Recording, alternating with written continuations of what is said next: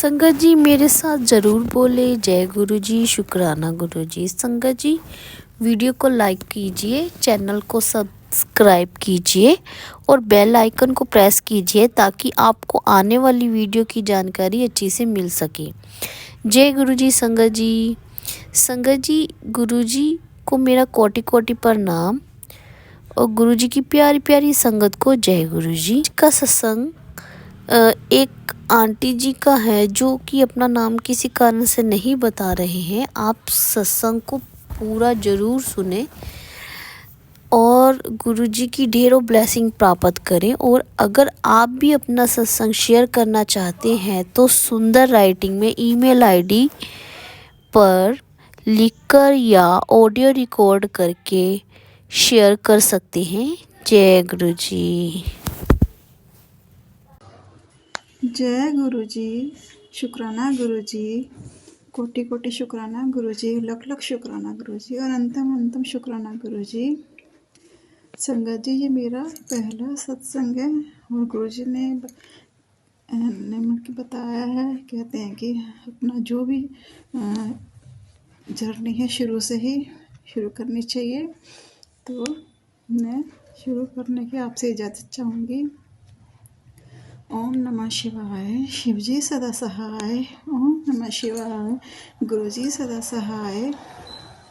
संगत जी अपना नाम तो अभी नहीं बताऊंगी, क्षमा चाहूँगी इसके लिए। मेरी जर्नी जो है वो गुरुजी के साथ कोरोना के दौरान शुरू हुई थी। तब मुझे गुरुजी की महिमा का पूरा ज्ञान नहीं था। मुझे मेरी देवरानी ने बताया था बड़े मंदिर के बारे में और मैं उसके साथ ही गई थी।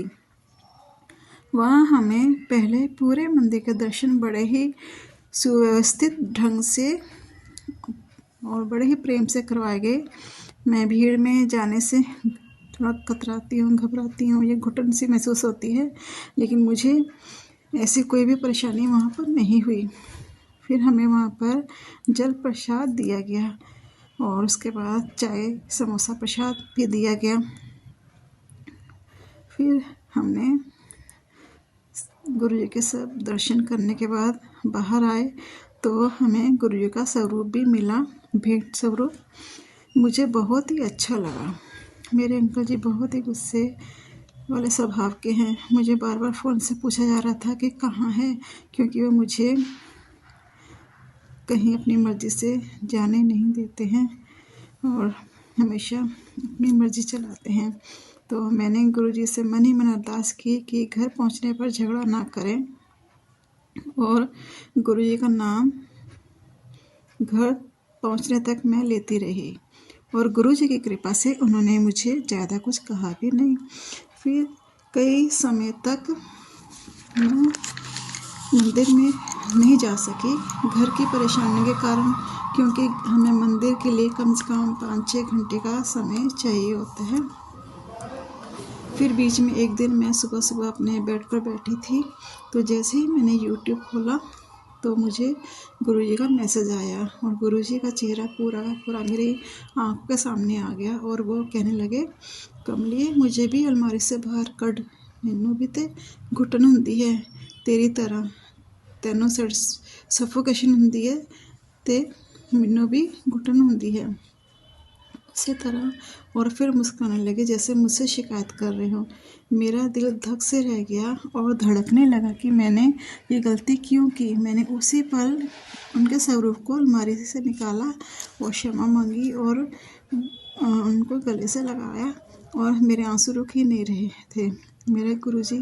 मुझे गुरुजी में अपने पापा नज़र आने लगे और कुछ ही दिनों में मैं स्वरूप को फ्रेम करा के अपने मंदिर में रखने के लिए मैंने फ्रेम कराया। जब मैंने पहली बार फ्रेम कराया तो अभी घर में मेरे बेटे ने आके रखा ही था कि पता नहीं एकदम से मेरे हस्बैंड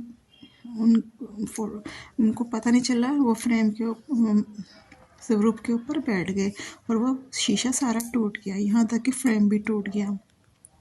मेरा मन बहुत विचलित हुआ।